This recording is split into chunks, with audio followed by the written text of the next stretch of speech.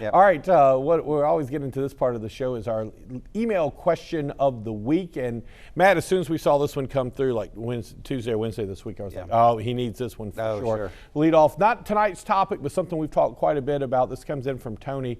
It says, can you go over the Singing River details again? He's referring to the Singing River retirement details from Singing River Hospital. I know there's a deadline sometime soon. Have I already missed it? Tony, great question. Matthew, there's a lot there. Yeah, there's a lot to kind of unpack there. Yes. Kenny, first of all, yes, there's a lot going on in Singing River, and I understand, you know, we have a kind of phrase for it, litigation fatigue. Lord knows we all kind of feel it. The Singing River saga, it really kind of broke in kind of late fall, winter of 2014. Here we are still in 21 talking about it. There have been a lot of things happen, a lot of legal maneuvering, a lot of court rulings and filings and issues, and shorter answer is yes, and there are some important deadlines. Hard to believe we're still talking deadlines in Singing River, but there are. The simple fact is this, is that to basically, if you're going to proceed against the two remaining defendants, you need to hire your own attorney, and you have to do so quickly. The deadline for doing that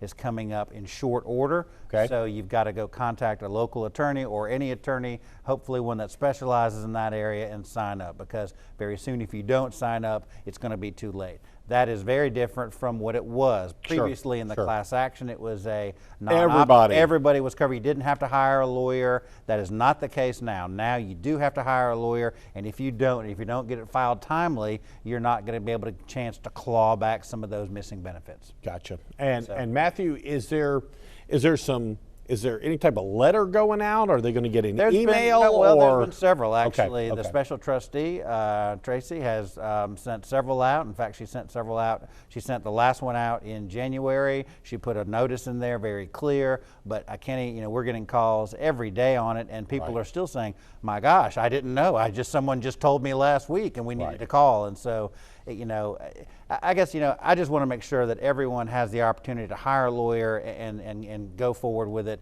and that chance and that opportunity isn't taken from them. And Matt, this is no longer dealing with the Singing River Health System side of the retirement. It's the other parties that were involved, correct? Absolutely, yeah. The Singing River side has been resolved. Singing River is on a payment schedule now. They've got to pay over a number of years, actually $160-something million for, I think, a 30-year period. Wow. Now, that is kind of put to the side. This is for the remaining two principal defendants, Transamerica and KPMG. That's who those defendants are. They have not contributed anything to the settlement, and so the hopes is in this litigation that those two companies contribute to the settlement, as they should. Okay.